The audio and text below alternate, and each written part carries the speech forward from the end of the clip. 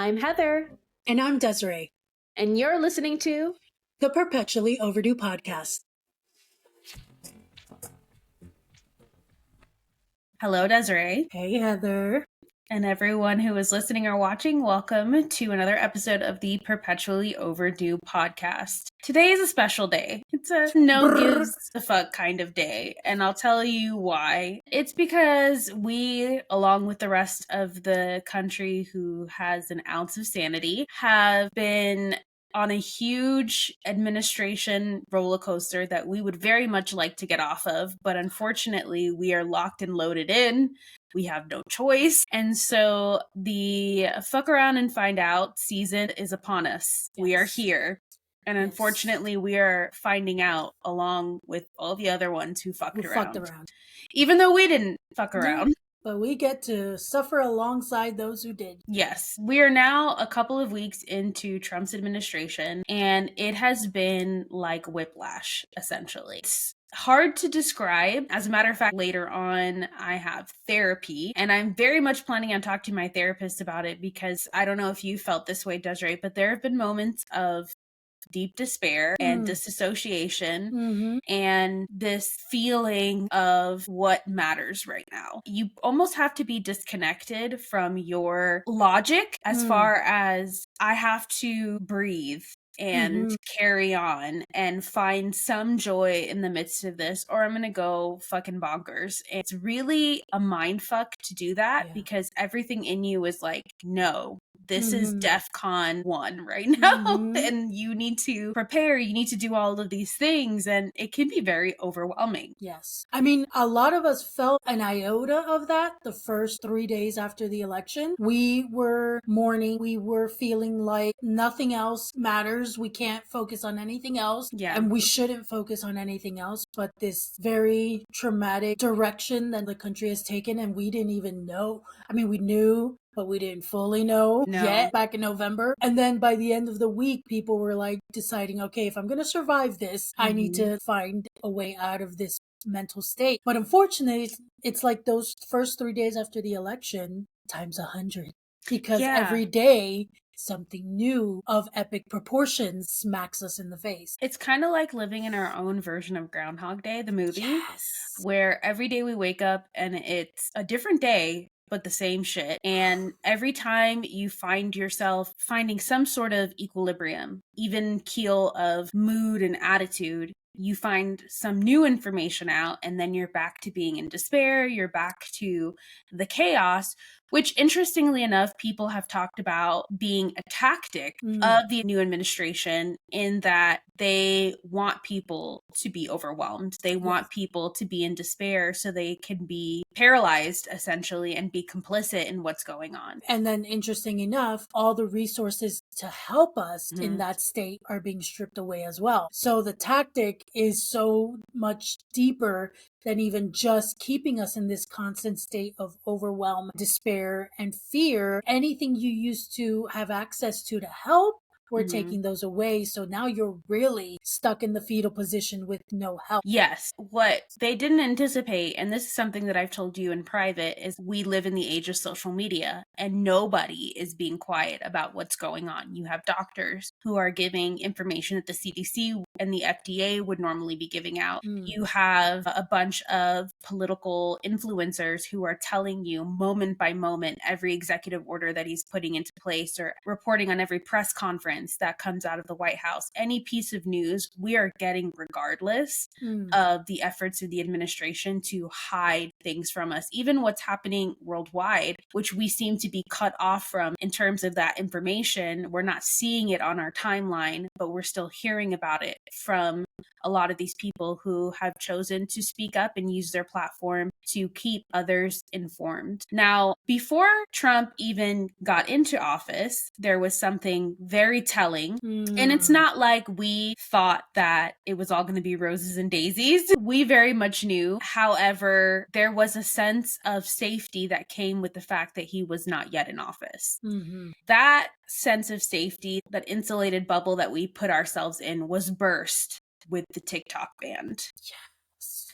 And I know that you have a lot to say about that, but what was your experience with that, having been on TikTok for years? So it was interesting because obviously we were all counting down, we were all waiting Mhm. to see what would it look like. Would it just stop working in our hands? Would it still work but it doesn't get updated anymore? There was a lot of confusion, but still the anticipation of waiting. There were Mhm. also a lot of people who thought, nothing's really gonna happen. They thought it was a Y2K scenario. They were like, yeah, supposedly midnight on this day, nothing's gonna happen. You'll see, guys, you're making a big deal out of nothing. I remember literally having it in my hand. Yeah. And it was early. It was 8 p.m. Eastern time. It wasn't supposed to happen until midnight. And Mhm. already by 8 p.m. Eastern time, a message pops up on your TikTok. Here's the thing. One, it was a wild experience to be a part of this Right. nationwide moment where literally the government took away an app. But the part that boiled me was the message. And the Yes. message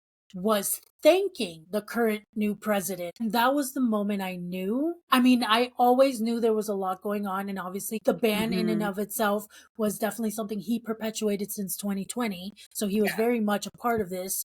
And then obviously, once they confirmed that the TikTok CEO suddenly out of nowhere was going to Mhm. be a part of the inauguration. Yeah. And this was literally like 2 days before the shutdown. Then here is this message saying, yes, according to a federal law, the app is being closed, but thanks to President so and so and their efforts to bring it back soon. And I was like, what? I remember the goodbye message. It's saying that they were going to work with President Trump to Yes, try to bring it back. exactly. The fact that the social media app was naming specifically a Yeah. president who wasn't officially in office yet and already putting that message out there. It's, Mhm. oh, we're going to get it back and it's going to be thanks to him. Well, weirdly enough, not even 12 freaking hours later, welcome back. Yeah. Thanks to President so and so. I refuse to say his name. TikTok's back. Yeah, it was very surreal. Everybody knew because obviously a lot of people who are on TikTok, on other social media platforms. So a lot of people that were on Instagram were saying this is really suspicious. It's really funky. I don't like the fact that this person is being name dropped as being some sort of aid when in reality, he was the one that suggested the TikTok ban in the In the first first place place. in the name of national security when we already know that Meta takes all of our data and sells it to China, which is the exact argument that he had over TikTok. And TikTok Mm-hmm. isn't even a Chinese app, it's Singaporean. Mm. So the argument was all over the place, and everybody knew it was BS. It wasn't about national security because if it was about national security, they would be cracking down on Zuckerberg and Meta. Mm-hmm. It was more about the fact that they couldn't control the information. They Mm-hmm. couldn't be in charge of censoring what was being put out there. It was really unnerving to see that and to give so many MAGA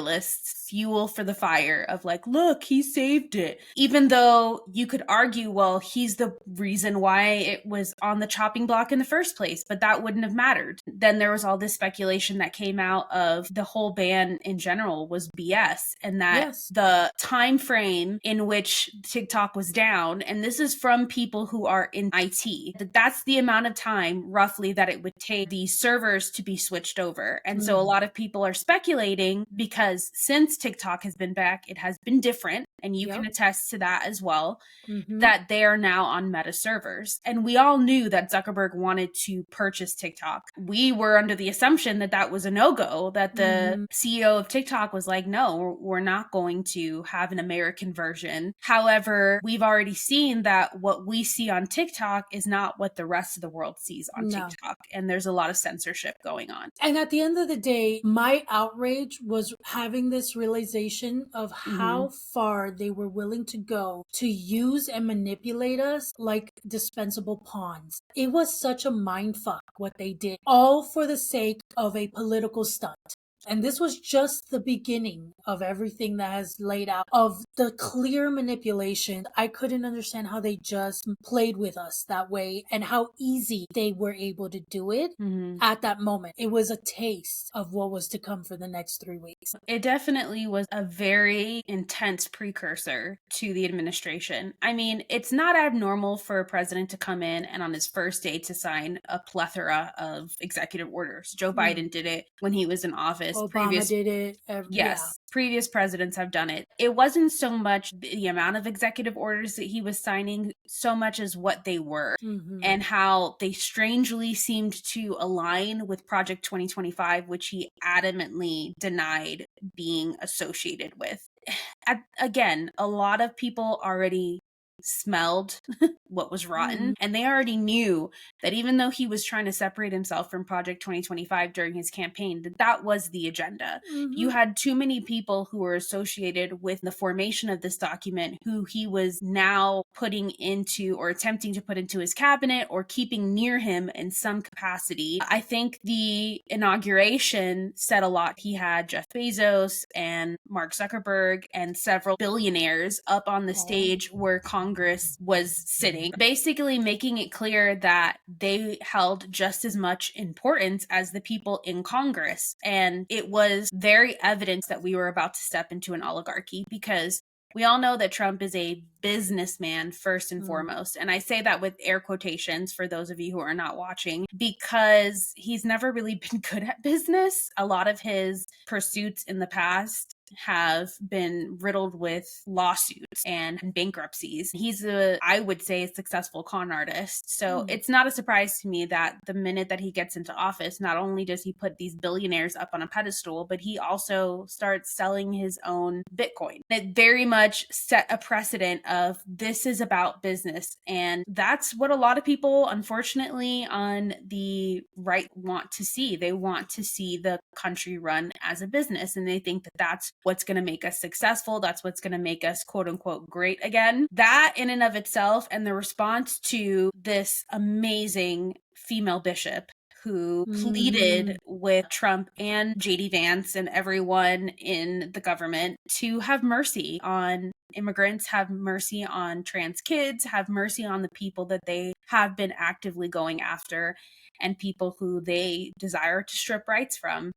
And the response to that initially was a complete disconnect. Their attention was elsewhere. They were just basically counting down the minutes until she was done talking. And then after the fact, there was outrage, wanting her to apologize for the things that she said. And it started this trend of something called toxic empathy, which is such a contradiction in and of itself, because true empathy is not toxic, but it's the way in which they go about justifying Trump's outrage. Oh, what she was asking for was unreasonable. It was toxic empathy, so therefore she should apologize to President Trump. It just made me realize, just in that first bit of the start of his administration, that there are going to be people that no matter what he does, no matter how much we warn people, no matter how much we speak to we're blue in the face, it's gonna go in one ear and out the other. We know this because even in the campaign, when a lot of people were doing street interviews at MAGA rallies, they said, if he wanted to be a dictator, I'm okay with that.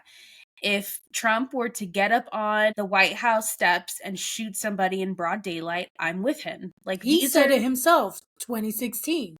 I could shoot someone in the middle of, I forgot what avenue in New York, and I would still have supporters. He was right.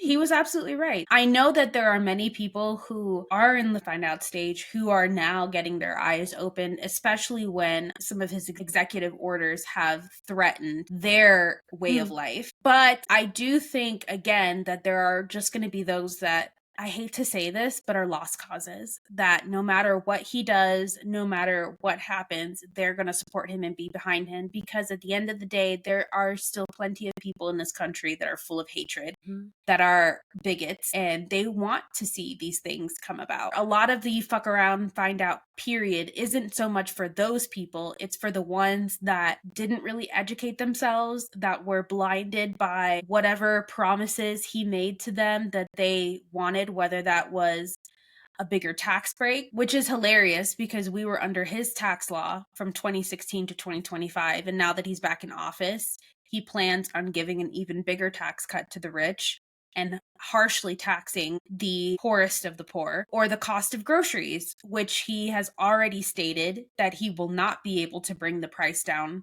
So for those people who really thought that he was going to come through for them, I don't know how they manipulated themselves to think that, or how ignorant they were of the actual issues. But they're the ones that are starting to get their eyes open. And I remember even being on Threads and seeing an entire stream of comments on people who have personal firsthand experience with those in their life who voted for Trump who are now regretting it. And right now, not while this episode airs, but while we're filming it, we're in the midst of a 50-state protest.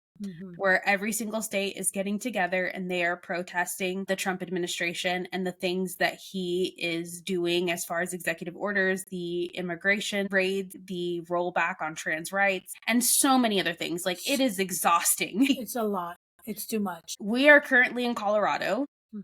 And there was a protest that happened this past Wednesday, and there's a protest that's happening Saturday as well. I'm very lucky to live here because it's a blue state, but not only is it a blue state, it's a blue state that's very vocal about fighting for immigrants. Denver is a sanctuary city, and we've already seen ICE raids taking place in apartment buildings and people being hauled off. It is not something that people are taking lightly or something that people want to happen. We realize, like a lot of other Americans, we need immigrants. Immigrants is what created this country. We're all immigrants. We're all exactly. The Unless only you are people, Indigenous Yes. and Native American, every single person in this country except them are immigrants. Exactly. It's insane to me, and we've been here before. If you're not familiar with the Great Depression, there was a point in which not only illegal immigrants, but U.S. citizens that were Mexican were deported and sent back to Mexico so that white Americans could have the jobs that they so desperately needed to get through the Great Depression. And what ended up happening? They ended up asking those people to come back because they need immigrants to do the jobs that nobody else is willing to do. And we've seen that firsthand. Many farms have had a shortage of workers because they've been scared of ICE raids, so they haven't showed up for work. Fair enough, yeah. And wouldn't you know, nobody is lining up to take their place.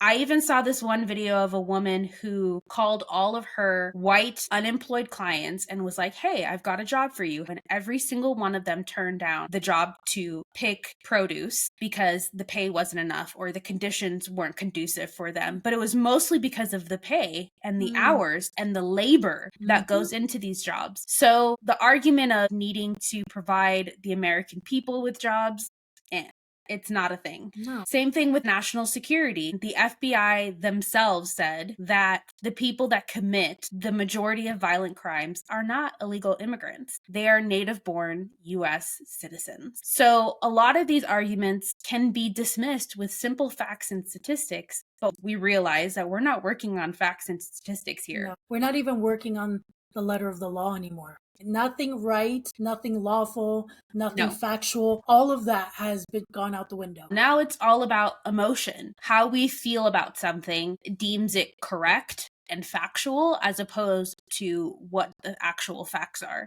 I don't know about you, but it makes me feel crazy like, that we're dealing with people, even if it's just in the comment section of our videos or posts on social media. But a lot of people have these type of people in their lives and having face-to-face arguments with them where logic does just not apply. Facts, data, none of that applies. It's very infuriating. It makes you feel like you're in some sort of alternate reality or timeline. You're like, please, can I get out of this timeline? It's not working for me. It's something that I have felt this since 2016. Like you and many others were the ones who, before he officially got elected in 2016, were like, really, guys? Real? Are you not even listening to the words that come out of his mouth? I couldn't understand even back then how watching him say something like, I could shoot someone and I'll still have supporters, and those supporters going, yeah. It was baffling to me. And so I think I've been on this wave for a while. We all have been on this wave for a while. At this point, it's not even these people that surprise me because we've gotten to know who these people are in the last 8+ years. It's the fact that now even the law is not reliable, that justice is not reliable. The people we voted for are not reliable. It's that part that's driving me crazy now because these people, I'm already familiar. Yes, unfortunately. And I'm still baffled. It still Mhm. pisses me the fuck off, but I'm familiar. It's Yeah. the fact that the higher ups that have the power to do things, at least since 2016, there was still enough pushback to not fully let every ridiculous idea he had Yeah. come to pass. Now, there's nothing holding him. There's no accountability. The law went out the window. No one's holding anyone accountable to the law, to justice. It's complete anarchy. And that's the part that's just. Yeah. There are some federal judges that are definitely pushing back. However, the people that we are expecting to push back on Trump and his executive orders, the Democrats that we have in Congress, those are the people that are really failing us at this time. Mhm. And I'll say it very bluntly. You are failing us. Yes, You are failing the American people. Yes. This is no longer about Democrat versus Republican. No. This is about right and wrong. This is Yes. about democracy. This is about not becoming a fascist state. That's simply Period. all that we are wanting at this point. Which is wild that we're here. It is. Then we even have to ask, or at this point risk our lives demanding this. I'm grateful some federal judges are pushing back, but there's not enough. It's No, not enough. it And the isn't. fact of the matter is, literally, Musk illegally going into our social securities and all. Anyone else who would have done that years ago, let's put in perspective, the manhunt over Luigi. Yeah. Yeah, okay, he committed a crime, he killed someone. But the circus that was put on for this one man for doing that one thing, and the countless illegal actions that have happened with all of his people, and no one in the letter of the law has done anything about it, that's the part that drives me crazy. Yeah, it's true. So Elon Musk, along with some very unqualified 20-year-olds, and I think that there's even one as young as 19, took over US Treasury system. Essentially, they illegally tried to get in there. The head of the US Treasury resigned as a result. And now they have access to all of our information. They have access to all of our data, even medical records. They have access to our social security numbers. They have access to people's social security checks, which a lot of people, my mother included, are dependent upon. My mother, my brother who's currently in a hospital.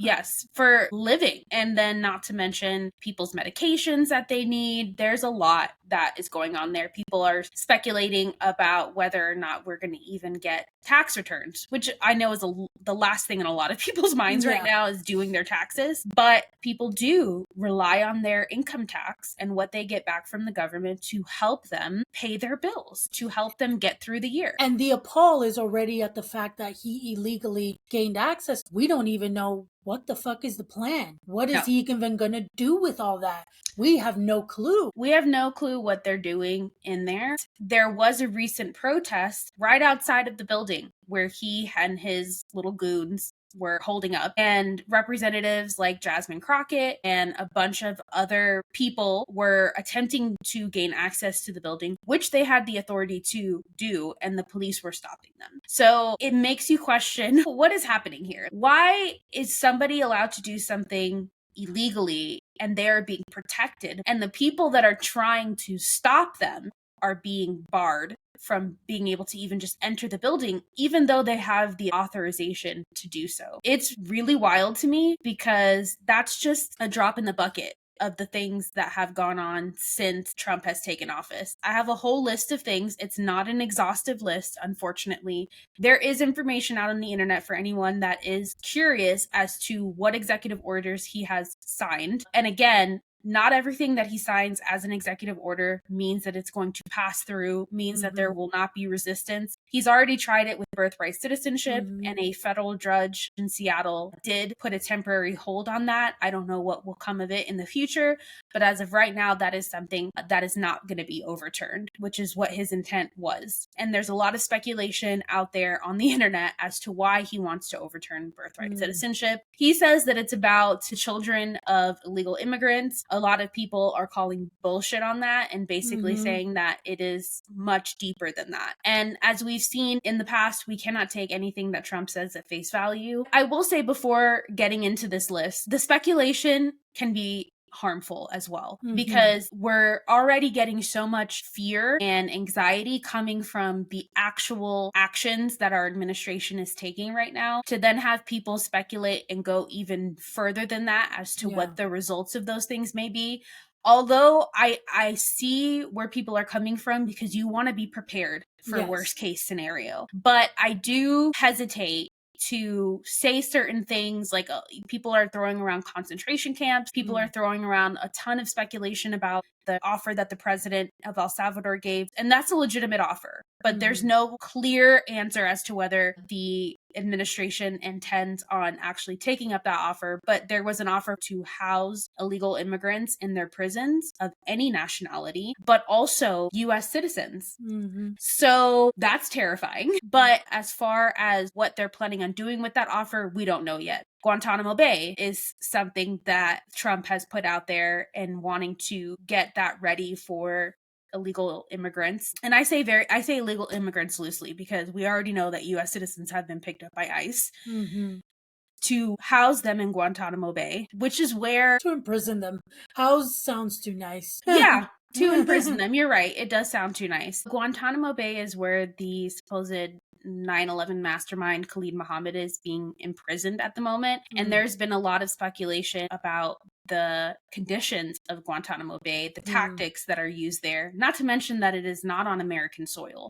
Nope. They're already starting to take immigrants over there. I believe the first flights have already begun. I think there was like 12 people that have been taken, even though the people that are currently in Guantanamo Bay are saying that they're not prepared. So once they are no longer on American soil, what are we going to know about these people? What They are we... disappear. Exactly. Is there going to be news coverage on this? I doubt it. Who is going to be able to gain access? Who's going to know about the conditions in this place? We're talking about people who have found sanctuary in the United States, period. It doesn't matter anything else. I know that Trump would want people to believe that he's going to only put the most hardened criminals of the immigrant population in Guantanamo Bay, but that is just not the They've case. already lied about supposed criminal actions. I know on Fox News, some of the ones they picked up, they were putting these labels under the video of them being hauled over. There was a title screen on each of them with supposedly like this really crazy, absurd crime that they committed, and multiple people have confirmed those are not all accurate. And I wouldn't be surprised, because they've already taken the situation with Lake and Riley and run with it, even though the family has said, we don't want anything to do with this legislation that you're trying to pass. This is not what we want. But it has nothing to do with actual justice for Lake and Riley, and has everything to do with taking one example of violent crime and running with it to prove in this very blanketed way they're the responsible ones for violent crime in this country, even though statistically we know that that's not true. Mind you, mass shooters, predominantly US born, predominantly white, have never been treated with the same disgust or disregard or inhumanity as immigrants who crossed the border and were looking for a better life in this country, better opportunities for their families, regardless of whether they have a criminal background or not, because they're all being treated the same. And now we're seeing profiling, because Native Indigenous people being taken in because they're brown. We're seeing US citizens being taken in because they're brown. Or they heard them speak Spanish. They don't even let them properly answer, show any identification. Nope, you spoke Spanish, we're taking you. That happened to a mother, a grandmother, and a child. Ooh, I don't remember what the state is, but I do know that they were Puerto Rican, which are legal US citizens. We would know, because we are both Puerto Rican. Luckily, they were out in a couple of hours, but they were taken, not given the opportunity to show any proof of their citizenship. And then they were left wherever they were taken and said, find your own way home. Yep. So this is the treatment that, mind you, there are hundreds of thousands of illegal European immigrants here. Dead silence. Nothing about them. You will not be seeing those illegal immigrants in ICE facilities. It is very clear that they are targeting brown people. That's it. Yep, they are targeting the Hispanic population. Mind you, Elon Musk himself came here from apartheid South Africa, might I add. So it is a pick and choose in these types of situations. Now, during the inauguration, there was something else that happened that gave a very clear indication as to where this country was going, and it was Elon Musk's Yahtzee salute. Call it whatever the hell you want, because arguing that it's a Roman salute, first of all, Roman salutes were not a thing, but they were also fascist when they became a thing. So you arguing that it was a Roman salute, Still, it's a horrible argument. It's two sides of the same coin. So why are we even trying to defend this? Or blaming his autism, which is a disservice to the autistic community. I know many autistic people are very upset about that because they're like, I'm autistic and you don't see me going around doing that. Not to mention that there was a video of him, Elon Musk, giving the audience his heart like this. For those who can't see me, I'm doing a heart shape with my hand. And then he handed it over to them, both hands scoop out kind of way.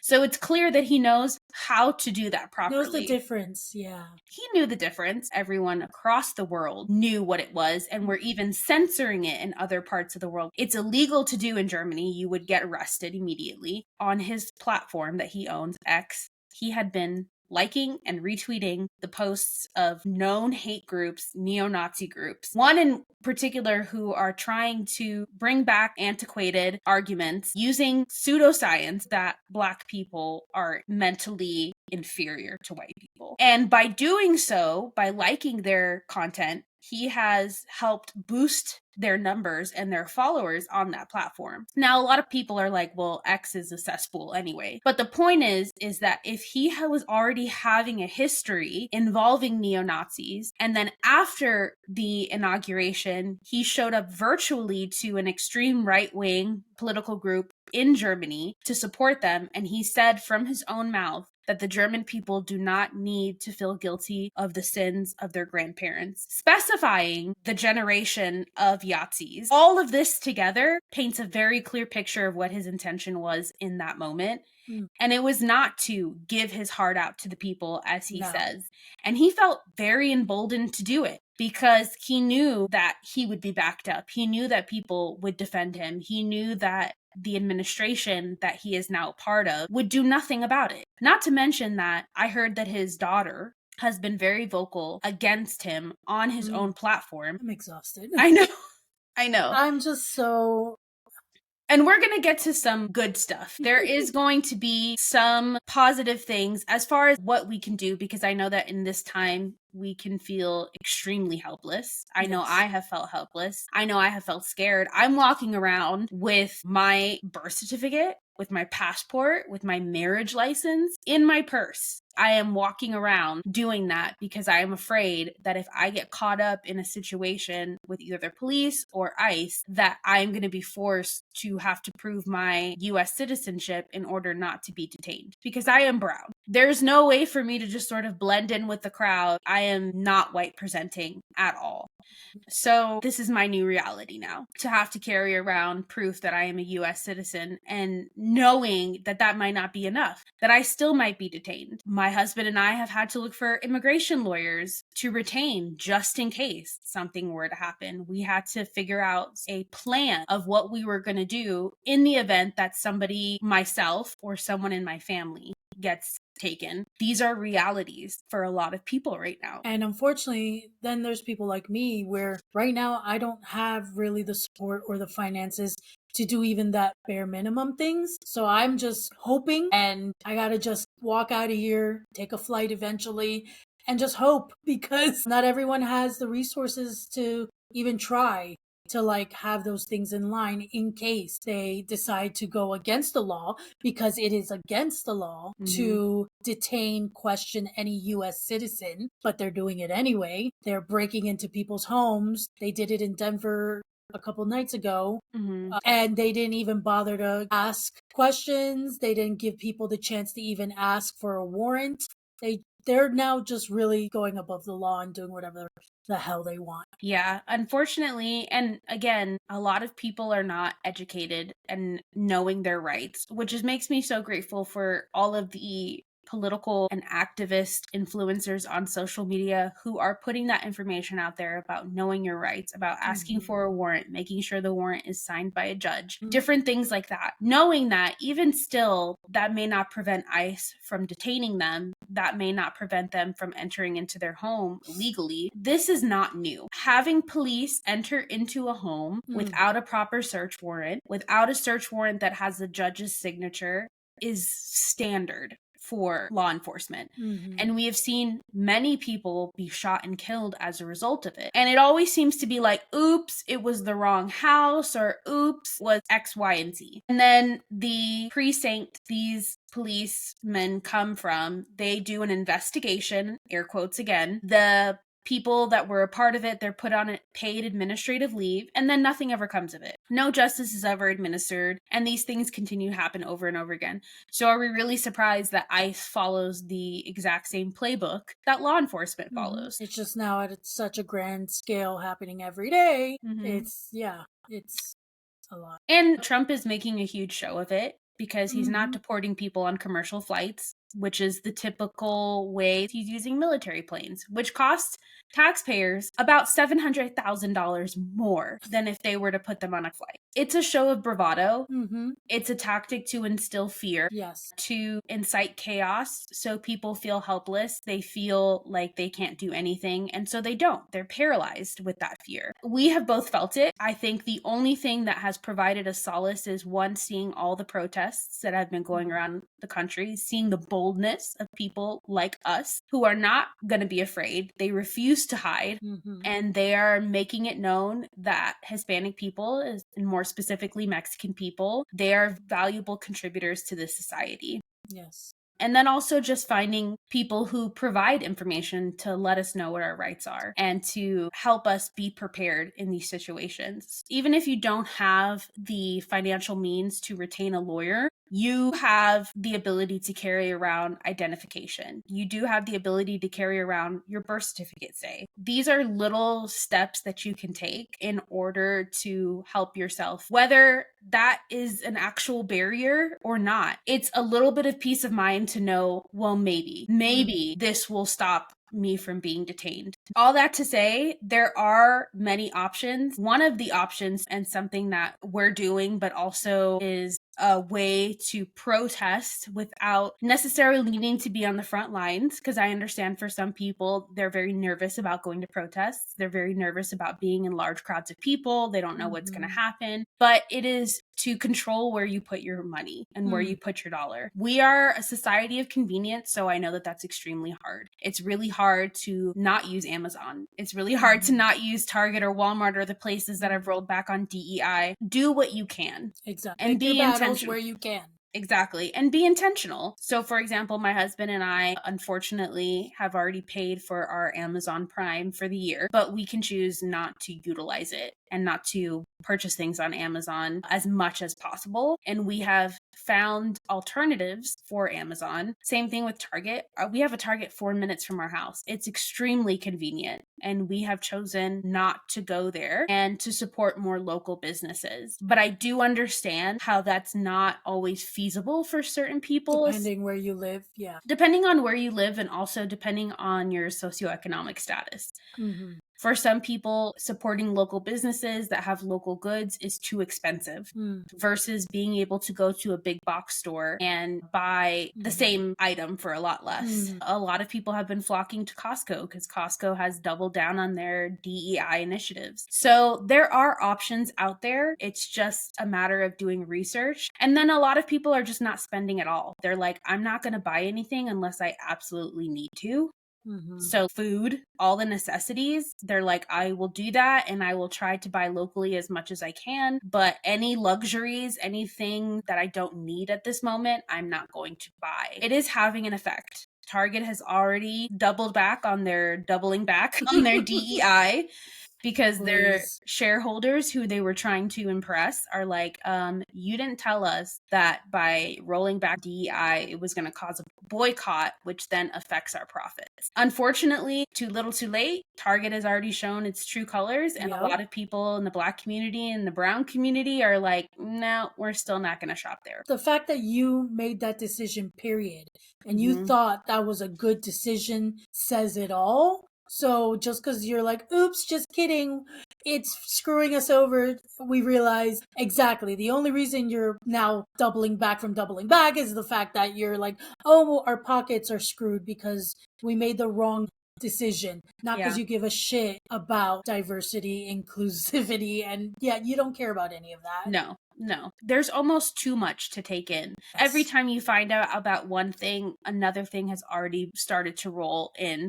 Yes. And sometimes you need to take a break. Sometimes you need to step away from social media. You need to step away from the news, and you need to just take a break for your own sanity. It's not that you don't want to be informed. It's not that you don't want to be prepared. It's that you can't live in that constant state 24/7. And we've No. talked about this before in other Yes. episodes. Yeah, Survival we did. mode. Yeah, I mean, we talked about it with Feminine Rage, which was our first episode about the election results. It's just one, knowing yourself, Mhm. knowing what you can handle. If you struggle with mental health issues, Mhm. being very strong in your boundaries, Yes. and don't let anyone shame you for holding those boundaries. We all have a role to play in this, and it doesn't have to look the same. Different people take on more than others. That's Mhm. okay. We all will find where we fall and what we can do to also help and be a part of the revolution for change. It doesn't have to, again, look one way. For example, Heather and I are very different in those aspects because we've said this in the previous episode, how social justice is her passion. And so here comes these moments. She's very much going to be the boots on the ground. Whereas me, I may take a different approach and still be as enraged and still be wanting to do something, but I also know where my mental health is. My boundaries need to look a little different. And so I stay informed, but in pockets of time. I don't let myself get saturated on a daily basis because I know where that will take me mentally Mhm. is a very dark place where I shut down, not in a healthy way. Mhm. And so I know I can't let myself get there. So it's kind of a twice a week scenario where I'll really let myself hone in, thankfully, because TikTok is still around, even though it's behind the scenes being manipulated. There are still voices out there keeping us informed, Mhm. which I'm very grateful for. So those roll in through my feed every so often. But when I know I'm getting too overwhelmed, I will ignore those for that day because I know that I can catch up on them maybe the next day or 2 days from then. Yeah. So that's my encouragement also, is that it's okay to take care of your mental health right now because it is a lot. We're barely reacting to one new development and something new hits us. And it's not even small things.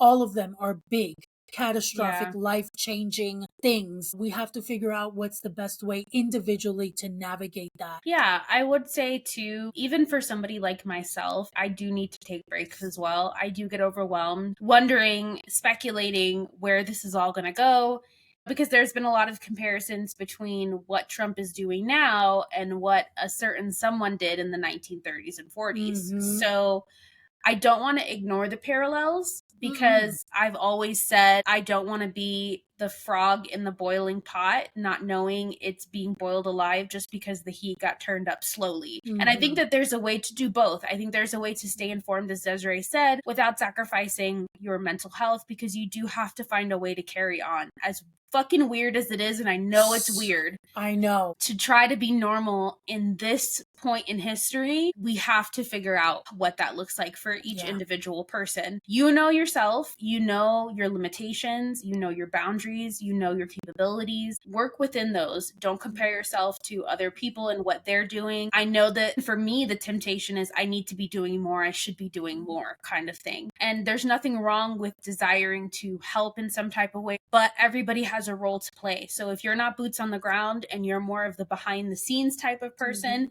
there's still value in that. And there are still things that you can do to help the resistance, because that's pretty much where we're at right now. And I will say one thing, I came across someone on TikTok. I unfortunately don't remember their name, but they were talking about the social importance of these protests, but also giving an underlining reality of this is needed for the people. It's encouraging, it's rebuilding, it's empowering us. When it comes to creating change, there's gonna be a little more to it than just that. And so for those who maybe feel like they're more behind the scenes, one of the things that they were saying that people can be doing in preparation for this revolution is active community, and not through social media and the internet. Us needing to actually start communicating with our neighbors, actually getting to know our neighbors and going, what do you need? What can we trade? What can we do to help each other as a community? That is the relationships we need to build right now with what we're facing. It's going to require radical actions. And again, there's those who are going to be boots on the ground protesting in front of literally the faces of law enforcement. And then there's those who are helping create these communities physically in person, because when the time comes, we're going to have to literally gather together with our neighbors and demand changes. Even if you're just growing something in your backyard and you're willing to trade that with your community, that is action that will help create change. Because by doing these things, that is a way where we're not putting our money towards those companies and conglomerates that are actually hurting us right now by siding with the current administration because they want to line their pockets. They don't care about the people. We don't need them. They're convenient. We like convenience. I love convenience, but I'm also learning that I'm going to need to make some sacrifices. So Costco lines are going to be a little longer. But you know what? We're going to feel good that we went to Costco instead of Target and Walmart and other places that obviously don't care about people. I think one of the benefits, and I know that to even say benefit seems so far-fetched in this time, but one of the benefits of what's going on in this country is that it's bringing a very individualized society together more as a community, because in other countries, the community of your neighbors and helping each other out, raising each other's children is very normal. However, in this country, because of capitalism and because of the powers that be wanting to divide us because they know that we are more powerful together, we live in a very individualistic society where we're told to put blinders on to our neighbors, we're told to keep to ourselves, and that is starting to change, and it needs to change because again, we are stronger together and we are able to help one another out. Now, just for the sake of having said it before, I want to really quickly run down this list of things that have happened in the last couple of weeks. Again, this is not an exhaustive list. This is just some of the things. Pardoned January 6th insurrectionists, including those that committed acts of violence against Capitol police officers. Appointed many unqualified loyalists to government positions, including Elon Musk. Eliminated the requirement for federal contractors to maintain affirmative action and affirmative action programs, withdrew from the World Health Organization, and also ordered federal health agencies like the CDC, the FDA, the NIH to stop all external communications. For those who don't know, we have a tuberculosis outbreak in Kansas. We also have the bird flu that is making its rounds. So having information being given to us by the government that is supposed to protect us is actually vital to our health, because diseases do not discriminate. So despite the fact that you may have supported Trump because you wanted all of the immigrants to be gone out of this country, which you yourself are, and so are your ancestors, these are things that are going to affect you directly and affect your loved ones directly. And if I can say, imagine how pissed off you would be if your government didn't tell you anything about COVID and just let it happen and you were getting no support, no information, no updates. The outrage you would have had if that were the case. That is the same outrage we should be having now. He also, obviously we talked about this, implemented the start of mass deportations using military planes, again, which cost taxpayers $700,000 more, attempted to overturn birthright citizenship, signed executive order to bar trans people from the military service, which he did in his first administration, so we shouldn't be surprised about that. He has also taken out any teachings of the Tuskegee Airmen or female Air Force pilots, ended DEI, which has become a huge thing in blaming everything on DEI. So he ended DEI initiatives across the federal workforce and has used that as a tactic to blame his own incompetence, like the situations with firing the head of TSA, all of the plane crashes that we have had recently. It was blamed on DEI and the disabled community.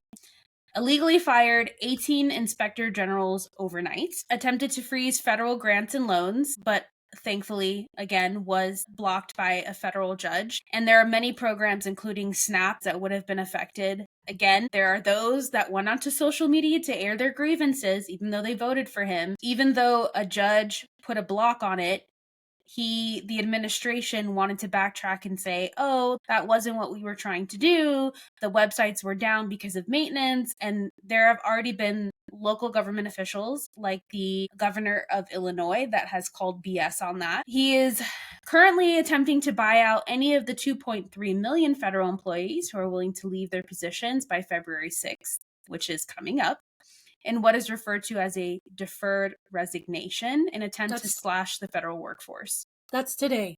Yeah, that's today. Actually, yes, we're filming. That is today. Yep. And then those that do decide to stay instead of taking the buyout are being threatened with inevitable reductions in force and the reclassification to at-will status for a substantial number of workers. So whether you take it or not, you're still at risk of being fired or being moved to a different position. That's just a few things. A small amount. I mean, even today, I heard somebody who their professor told them that there is a list of words that are no longer allowed to be in proposals for grants, research grants, mind you. And transgender is one of them, but also female. Woman. A woman. So all of the women out there who voted for Trump, this affects you. And anything science-based evidence, that's not allowed anymore either. So these scientists who create these programs and discoveries and things for our livelihoods now can't do anything related to anything that has those words. And the fact that a basic word like woman or female, so any further advancement on woman's health can't happen anymore because he has eliminated the ability to use any of those terms. Mind you, male or man is not included in that list of words. I'm sure you can Google it if you want an exhaustive list of what those words are. Those are just a few. Very few. It's a long list. Now that we've told you the bad news, let's tell you what you can do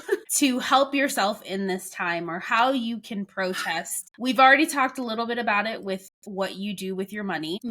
In order to help yourself, even financially, for those who may be struggling right now because the cost of living has continued to rise and wages have continued to be stagnant, look for a bulk buying group in your community.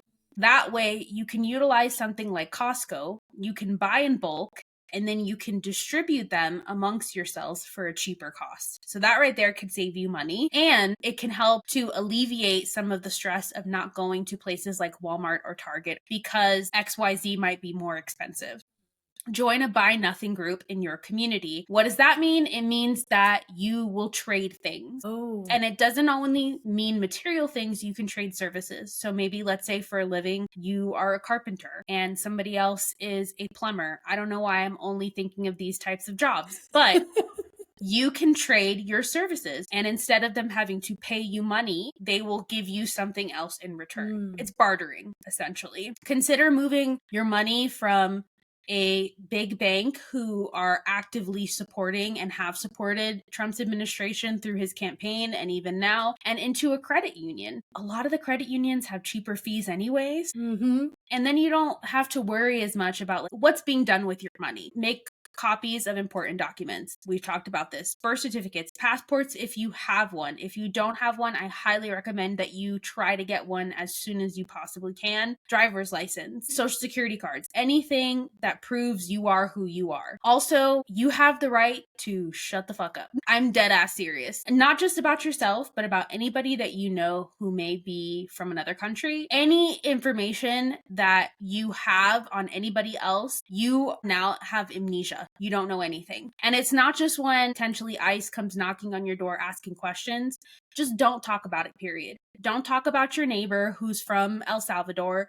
Don't talk about your coworker who's from Venezuela. Don't talk about anybody's personal information to anyone. The least that people know, the better, because you never know who you're talking to, what side of the political spectrum they fall on, what they would be willing to do as far as reporting people to ICE. So it is best to just not say anything. For example, my husband doesn't talk about me or anything to do with what's going on right now. He does not discuss with any of his coworkers. It's not because he doesn't trust his coworkers. It's not because his coworkers aren't good people. It's just better to not say anything. You never know. Right now, things are too tricky. We're walking very thin lines here. I mean, the entire state of the country is in an emergency state right now. Exactly. And so anything we do, anything we say, period, is all being pretty much looked at through a microscope and dissected. And the administration is just finding ways to silence anything and anyone who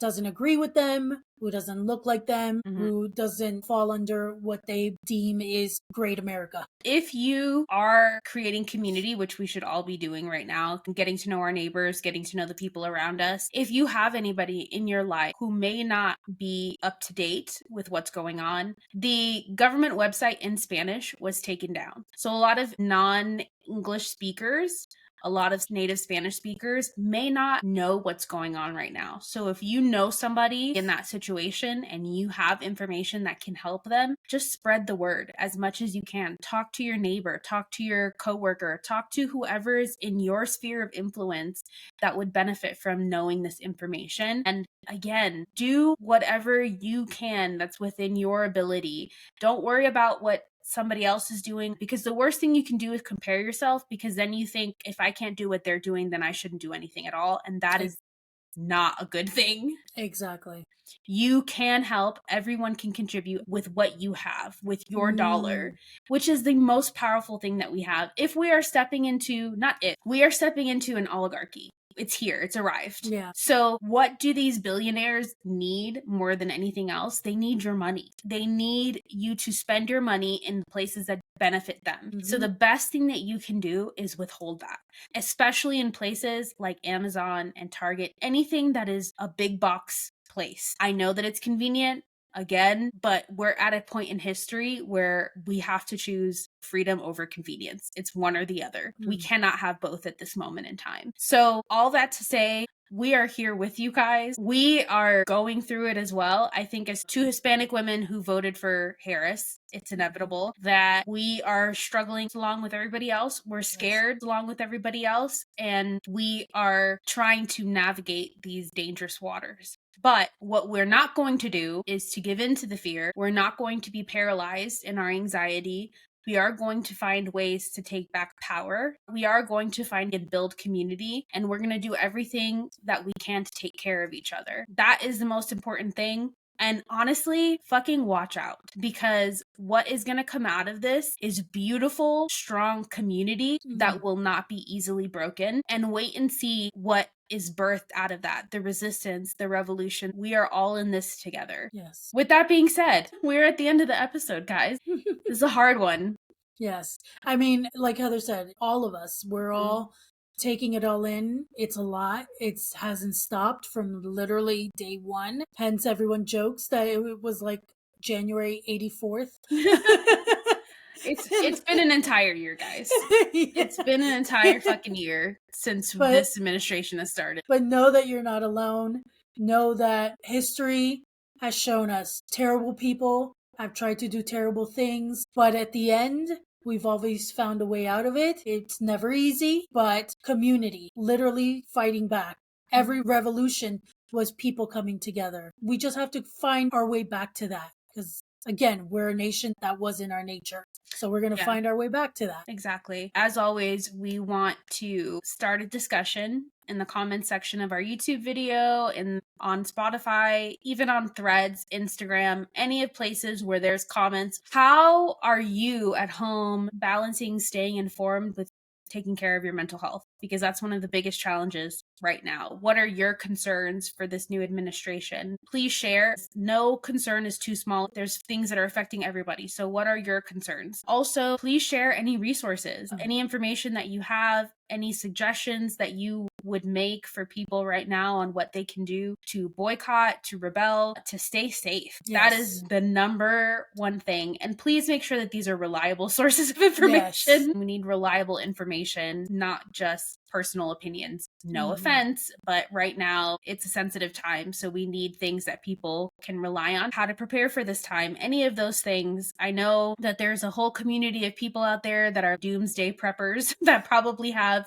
a ton of suggestions on things that you can buy for your home to be more self-sufficient, or just in case we experience anything like power outages or communication interruptions. We already are experiencing that on an administrative level. Thank you to everyone out there who is making sure that we still know what's going on health-wise in our country. All the doctors that are out there who have made it their personal mission to get up on social media and tell us what's going on. Yes. We will definitely be in the comments section engaging with you all. Normally at this part of the episode, we would say like, subscribe, do all those things. We're just going to say be safe. Yes, please. Be safe and help one another, care for one another. There's no such thing as toxic empathy. All the empathy that you can show, all the compassion that you can show is much needed in this world right now. So we love you guys. We love you. Bye.